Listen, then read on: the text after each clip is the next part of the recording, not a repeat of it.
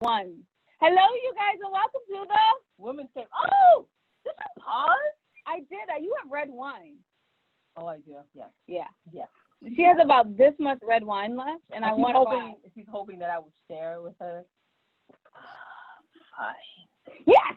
Okay. Okay. So I want to do this again now. Hello, welcome to the Women's Cave. Oh my. Oh, see. Oh. Oh. I think you went back to being rude. No. I was not being. I see the bottle from here, and I'm gonna get up and run after this is done, and just put my lips all on it and drink it. It's gonna be fabulous. I think I'm Jade.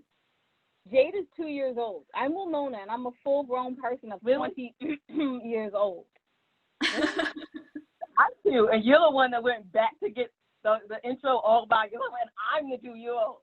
We have books. Oh my goodness, we have literary lifeguards of pop poetry. Although the way we act, I think that maybe people don't think we have anything to give them in life, any good suggestions. Yes, we do, because we write with other ladies that are so much more mature than us.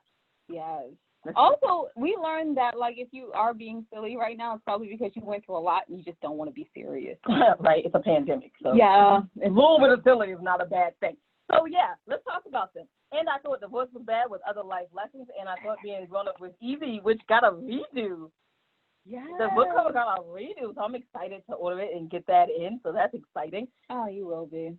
I will be excited to do that. And then both books are going to be audiobooks. So, and I thought Divorce Was Bad is an audiobook, and I thought Being Grown Up Was Easy will be an audiobook in 2 weeks. Yeah, something like that. And then we have the rest of that series and the Misfit Guy series, and one of our a departure from a series, and our only standalone poetry book, If Only Irony, available on Barnes & Noble only.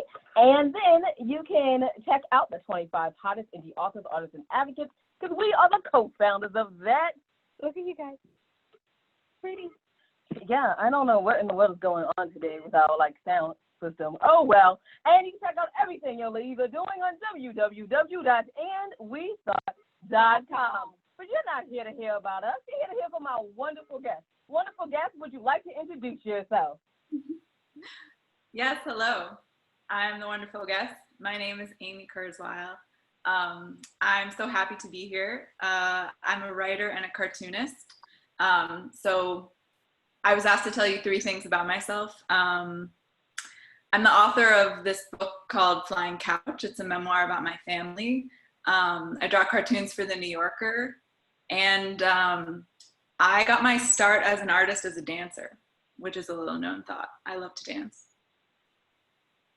Okay, so we're starting with that. Yeah, I was like, we're starting with that one. I was going to ask a whole other question. We were going to have serious questions, and now it's all about dance. Yes, it is. So what kind of dance did you do, and how did that get you to being an artist? Wait, that was 2 questions, right? Well, you do that. Okay, yeah, I'm allowed. I grew up dancing, started with ballet, as a lot of people do, which I hated because I just didn't have the body for it, as many of us don't. And then I got into jazz and hip hop and tap, modern. I do all of it. I really love African dance and Latin dance. My favorite is I do Haitian dance, which I really love. It's kind of like a blend of African dance and modern dance. And so, I don't know, I used to be a teacher. I would teach in public schools, learned a lot from my students, had a lot of fun, and then I got older and exhausted. So I had to stop doing that. Yeah, but it was super, super fun. And I feel like I should be doing more dancing now in pandemic. It's just not the same, like an online class. Do you guys like to dance? Yeah. I have no rhythm. I took dance. We did. We took dance. Ballet, tap, jazz. Yeah. Modern. Now, am I any good at it? No. But do I like to go to plays and shows and all the wonderful things that dancers do and support them? Absolutely. I was right there in that audience, oh, this is so good. I love it so much. I really did want to pursue a career in dance, but when I got introduced, I was 16, and then I found out they don't make money unless they really get picked up, and you only really make money in Hollywood or unless you're on a troupe, and the chances of you getting into a troupe that it actually pays, and I was like, oh, forget this. No, it's so true. I'm glad that you were able to make it work. I wasn't really. I mean, I think dancers are actually the most kind of disrespected of artists. Like, they really don't have long careers. They really don't make a lot of money. So I just was a teacher. Like, that was the only way that I was able to be a dancer, was through teaching. And eventually that just seemed like there wasn't a path for me, especially. So I kind of moved away and like leaned into my other skills more. So how did your all those why is my brain not going? All of those life experiences help with when you started to be another form of artist? How did that help? Yeah, that's what I meant to say. That's a really good question. I like that question. I think so. I always saw myself as like a writer in my head and a dancer in my body, and they were kind of separate. You know, like my writer self was like what I did in school and kind of like my intellectual self, the way I understood the world, and then my dancer self was like the emotional part, like the way I would express how I felt. And then I just found that drawing kind of like brought them together, because drawing is like expressive, like you're using your body, you're using your hands, there's like gestures, and you're kind of capturing emotion in your line strokes. And that's something that like I couldn't do with writing, but I could do with dancing. So I kind of like brought them together with cartooning. And I discovered that I wanted to be a cartoonist when I was in college, because I started writing this book that ended up being my first book. I spent 8 years on it. And it was just like this particular story that I wanted to tell about my family that felt like it required like this other way of expressing. And so once I discovered it, it was just like, oh, this is how I want to tell all stories. Like, this is just a better expressive form for me. So. Anyways, I like that. I always say like that writing is the marriage between a technical brain and art. I was like, I think when we had any more art to us, we'd be like, we can't do this. We should do something else. And I love that you're able to do like everything that you wanted to do. And even as a dancer, being a teacher, you're like super successful, because to get money for dancing, it's amazing. And then like artists, I don't know. I was in public school basements with like no working boombox. Like it was not successful, but I did get, $80 an hour. So that's not terrible. Yeah. That was amazing. Let's talk a little bit about your book. I want to ask you a question about the book. I'm gonna do it because obviously we said the thing, so okay. I can have two questions in a row. Does that give me back my red wine? Maybe. Okay. We'll talk about it all live. So let's talk a little bit about your book. Tell us a little bit more about your book. Yeah, I have a copy here. I'll hold it up. Yeah. I was hoping. Yeah. Yeah. I remembered to grab it. I don't always remember, but so this is my book, Flying Couch, and it's a memoir about 3 generations of women in my family. So it's about me, my mother, and my grandmother. My grandmother, who I call Bubby, which means grandmother in Yiddish, and she's a Holocaust survivor. She was born in Warsaw, Poland, and she left her family and survived completely on her own. And then my mother, she met my grandfather. My mother was born in Germany after the war, and then they immigrated. So the book tells her story, which she had documented by doing an interview with a oral history academic. So her story was documented, and also she's still around. She's 94 and doing great. But she's always talking about her experiences kind of like unprompted, like she's just someone who will launch into stories about her life. So I both had like this document where she had testified to like exactly what had happened to her, and it was, like entered into the public record. And I also had this experience of like always hearing her tell, I'm sure you have, like, if you have mothers or grandmothers, you have this similar experience where like you're always hearing their stories and they're kind of fragmented. And so the book is I was piecing together those fragments, following along with her, this interview that she'd done, and piecing together for me this like coherent narrative of what had happened to her. And then the other big piece of the book is kind of tracing like that inheritance. Like, what is it like to have people in your family who've experienced such traumas and such losses, and like how does that kind of trickle down into your anxieties and like into your body, like back to sort of need for an expressive mode. And so I juxtapose her stories with like stories from my own life and childhood. And my mother is a therapist, so she's like a very insightful character, but she's got her own, her own way of viewing things, and sometimes we have conflict, and so the book kind of like traces those intergenerational conflicts. Yeah, that's it. So it came out in 2016, and it's been cool to see how people have responded to it. Like, I think that people are kind of, it wasn't like some book that exploded and tons of people read, but it kind of like continues to be read, because I think like stories about the Holocaust continue to feel relevant, unfortunately. But it's good that people are like still reading these stories. Absolutely. And where can people find your book? You can find it anywhere. I would recommend going to bookshop.org and just searching for it. And but it's on, Barnes & Noble, Amazon, those places. Yeah. Absolutely. Okay. I just wanted to say it. Kind of cool. Oh, go ahead. I just wanted to say that absolutely find her book. Please go and check it out. And you use one of Winona's favorite words. So yay. What was your favorite word? Juxtapose. Yes, such a good word. That's such a good cartooning word, because like comics people are always using that word. Yeah, she loves that word, and every time she hears it, she's like, "Oh, someone used my word." I'm still trying to find, like, I've been waiting for the perfect place to write it down in a story since I read it in a vocab book when I was in high school, and I still haven't found that spot yet. Maybe. Anyway. You need to have a character who's a cartoonist, and then they'll use that word all the time. There you go. Mm-hmm. The next Widow's Death story is going to have a cartoonist. And yes. My life goal will be fulfilled. And she'll be like, exactly. Anyway, let's get back to you, because I don't want to be too narcissistic. Okay, so this is an honor, because most of the time you can only buy a book from our guests, but you can buy more than just a book from our guests, because what do you have for sale?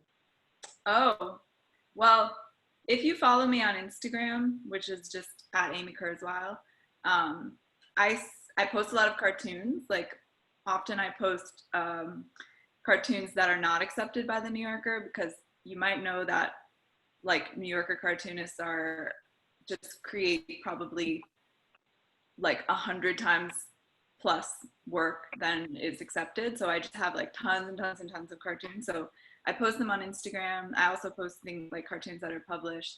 And I have tons of original art that I sell at like fairly affordable prices. So you can always reach out to me and buy something if you want to have affordable original art.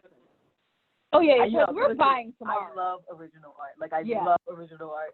And then when she was coming on, I was like, I need to talk to her about original art, because we're gonna buy. I'm sorry. Yes. No, we've already talked about that before, because I looked at her website and I was like, affordable original art. Well, Nona and Jade need some. We need it in our life. We need it. And it gets like more valuable, It just like appreciates value. And a lot of cartoonists do things digitally, but I still do things by hand. So I have all this paper that people should own. Yes, definitely. I'm super excited to own some of that. Yeah. Yep. I just love supporting independent artists, probably because we are. Okay, anyway, moving on. Let's talk about two more questions for me. Yeah. Number one, I have to ask the boring question, because everyone. Oh, okay. So something happened in the room, and I was like, "Is something falling on my head? What's going on?" And I was like, "Oh, I see what's going on now. I'm good. We're back." Yeah, that's the cat. Okay. So the first question, I have to ask the boring question that every writer wants to know: how did you get your book published? Did you find a literary agent? And if you did, how did you do that? Yeah. No, that's a good question. So I went to grad school. I got an MFA at the New School, which I wouldn't necessarily recommend that to everyone. I don't know. I think maybe you've had people talk about getting MFAs or not, but it did help me be able to teach writing, so that was a good thing. But one good thing is that the program where I went, they had this conference. It's called the CLMP conference. I forget what it stands for, but it's like a conference where they brought together a bunch of agents, and Mhm. like writers. And as a student, I was able to go for like a discounted price or something, but anybody could go. It was like a couple $100s to go to this conference. And you did like a bunch of speed dating with agents. So I like met a bunch of agents. And I found this one agent there. She wasn't one of the people I was set up with, but she was just someone who like I knew some of her clients, and I like thought maybe she would like my book. We had like similar cultural background, and like some of the things that she'd published just seemed like they would fit with what I was doing. So I just went up to her at the conference and I was just like handed her my book. Like I had a printout of it. I was like, I think you might like this. And like long story short, she just ended up representing me. And then she sold the book. She sent it out to like 20 people. And this is after, I mean, this story is much longer, but I found her after I had already tried to work with other agents and they had sent the book out and it had been rejected. So I think at this point, the book had been rejected like 40 times over 5 years. So that history was behind me. I found this new agent. She sent it out to like 20 more places. They all said no except for one. So I met my my editor at Catapult. Her name's Julie Bunton, and it was basically just like we just fit. You know, it was really just about like me and that editor seeing eye to eye and her relating to my story. Probably because she also has like dynamic relationships with her mother and women in her family, so she just like related to the story in that way. And because we saw eye to eye, like that was the only reason why my book was published. I mean, not the only reason, but like the main reason was like that connection. And I think that's something that like writers don't always understand, is that so much of publishing is like just making an individual connection. And I think that like can be just, I don't know, it can keep a lot of people out because they don't always like find the right person to connect to. But then the good thing is like once you do find someone to connect to, you really have a way in and a way to, you know, to share your work. And like now that I've published one book, like I can publish another. It's much less hard to publish another book once you've published one. Okay, second question. I have one question, and then you can have another question. How did you just continue to go and persevere in front of all of that rejection? That's also a good question. I mean, I think a big part of it was being like blinded by youth. Like I was just really, oh, that helped. I was just really young. Like I started writing my book in college. So I was like 21, 22 when I was first sending it out to people and like getting all this rejection, like 23, 24. I don't know. I was just like, I had this delusional idea that like I was great and like needed to just push through. And now I'm like a little soberer about my like confidence. 'Cause I think like after all that rejection, you do feel a little sobered. But when I was younger, like I really just was like kind of more selfish than I am now. Like I was just like really focused on myself and like I need to get this done. And I think also like the kind of story that I was telling, because it was about my family and also about like my grandmother who like didn't have a voice in the world and like in a public way, and all her family members who like she'd lost. It felt like there was like this urgency of, okay, I need to tell this story because it's not just about me. Like I'm selfishly focused on my own career, but also like there's something beyond that, which is my family and wanting to like share their story more widely and how that might validate them in a certain way. So I think I found that helpful. I really want to say something about the young thing, but then I feel like it would, after you just said the whole thing about selfish, I'm like, I can't even be narcissistic after. No, because don't be selfish. No, say it. No, because like when you're saying young, I was like, oh, she was, and I was like, no, she was old compared to me. I got published at 10, so at 13, I thought that I was going to, Penguin Random House. I'd be on the best-selling list before I left high school. Oh my God. So by letters later. So by 15, I was still pushing, and I felt just like you did at 22. And it was like many years later, just recently, last year, I went, maybe I'm not as great as I think I am. And it's been a few years since 10. I just sobered up. When you have early success, like it does, I don't know. Like I think I wasn't published like quite so young, but I I felt really successful in school. Like I was always really academic and like always got A's. And so I do think that that oriented me to have a lot of confidence, but then also like not really be used to or know how to deal with failure.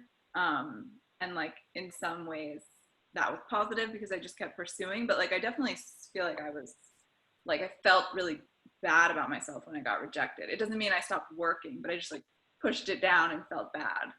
And now I'm trying to learn how to like process rejection more and like, you know, just have a little bit of like a, what's it called? Better self-talk, you know? Yeah. Well, know your questions, and we have to ask the last question. Okay, so how did you become a cartoonist for the New Yorker? Since this is going on Artist Wednesday, we should focus on the art. Yeah, let's do this. Yeah, so I never thought that I could be a New Yorker cartoonist. That just seemed like something that like old dead white men did. And like there's some truth to that. But then I met Liana Fink, who you might know. She's like a really beloved New Yorker cartoonist, and we had like similar sort of backgrounds and had like we just got along really well. And she had written a book that was like sort of a memoir and also about Jewish life. And then I saw that she was published in the New Yorker all the time. And so then it just clicked for me, like, oh, people like me can do this. And so my boyfriend was like, oh, you know, I have this vision for you. You're going to be a New Yorker cartoonist. And I was like, no, that's crazy.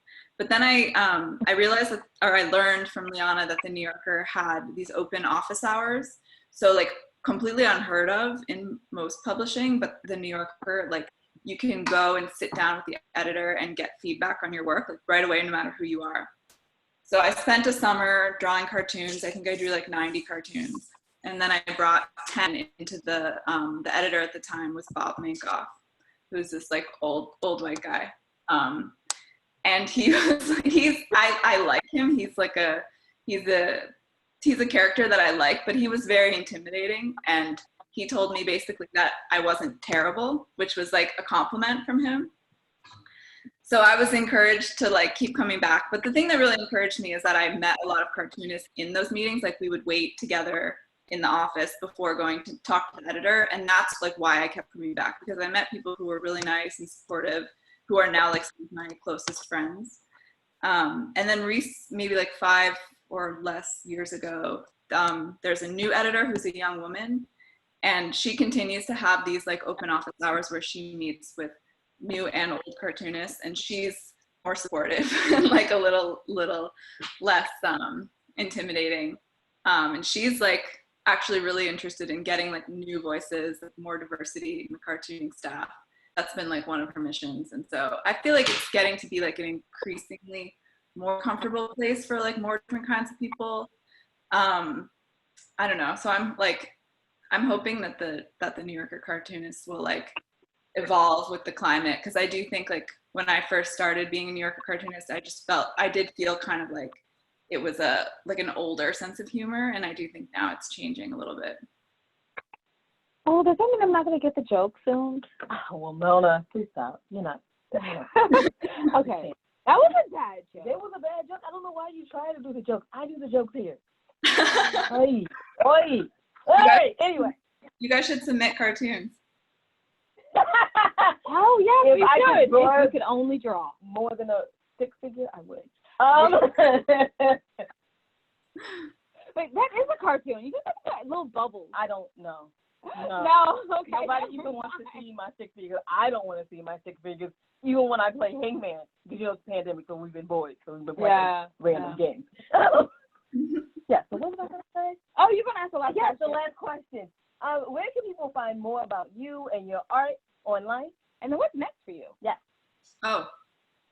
Well, you can find more about me on Instagram. It's probably the best way to keep in touch with me, at Amy Kurzweil. So I post a lot of work, and like if I'm ever doing anything like teaching a class, I'll post about it. And I have a website. It's not updated, but amykurzweil.com. Instagram is probably the best place. And then what I'm working on now is I'm writing another graphic memoir, and this one's more about my father and his father. And it's sort of focused around this storage unit where my father has saved all this writing and documentation of my grandfather's life. And I never met my grandfather. He was a musician in Vienna, and he like fled right before the Holocaust, and like lived in New York and raised his family and died sort of young. So he's this like somewhat mythical figure to me, and I am getting to know him through his documents. And my father has also entered his documents into a chatbot.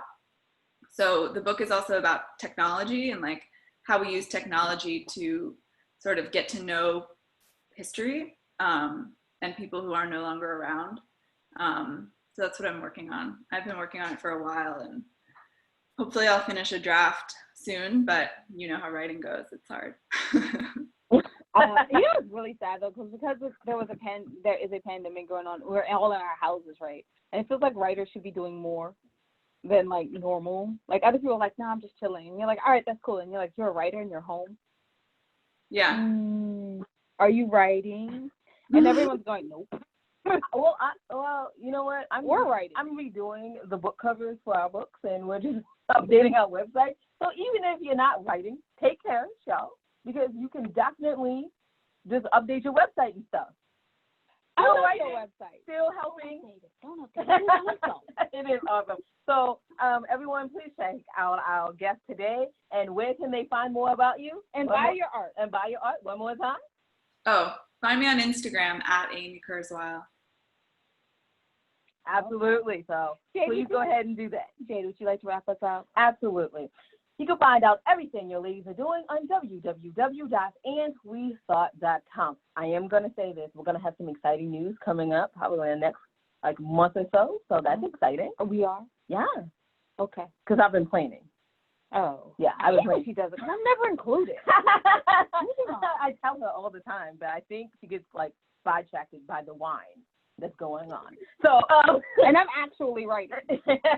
And she's actually writing. So we're going to have some exciting things coming up soon. But while you're at www.andwethought.com, take a moment, go to the ladies tab and go down to the middle and see the charities that we proudly support. Yes, we know that times are hard. So money might not be a thing that you can give to them right now. But if you were doing that clean out that a lot of people have been doing, and you find that you have 17 pairs of jeans and you don't want any of those anymore because you have another 45 and you want to donate them to charity, maybe donate it to them, or just take a moment, go to their page and contact us, and maybe just fill out, hey, I see the work that you're doing. Thank you so much for doing this. We appreciate it. Everybody uses a little encouragement every once in a while. So maybe you could do that, and that's totally free.